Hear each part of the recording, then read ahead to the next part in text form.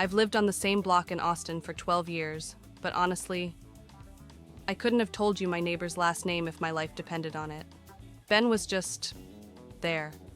A quiet guy, maybe in his late 50s, who always wore a faded baseball cap and spent every Saturday morning tinkering with an old, rusted-out truck in his driveway. We'd do the typical suburban head nod, maybe talk about the humidity, but that was it. One Tuesday, I was running late for work, totally stressed, but I noticed something weird. Ben was out by the curb and he was setting out boxes. A lot of boxes.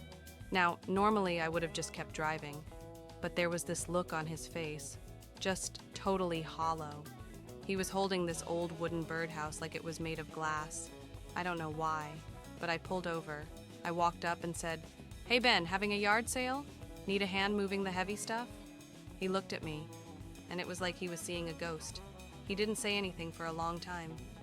Then he just whispered, "I'm just clearing things out, making it easier for whoever comes next."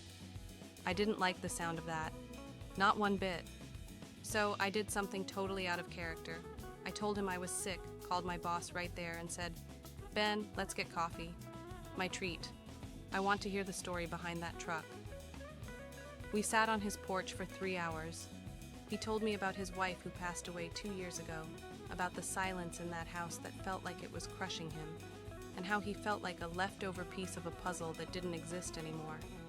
We ended up grabbing dinner that night, and the next weekend, we finally got that truck engine to turn over. 6 months later, at my birthday BBQ, Ben pulls me aside. He hands me a small wrapped box. Inside was that same wooden birdhouse. He looked me dead in the eye and said, "You know, that Tuesday morning, I had already written the note. I was just waiting for the trash truck to pass so the house would be clean." He squeezed my shoulder, his voice shaking. "I thought nobody in this world saw me, until you asked about the heavy stuff." I realized right then, sometimes the simplest hello is actually a lifeline.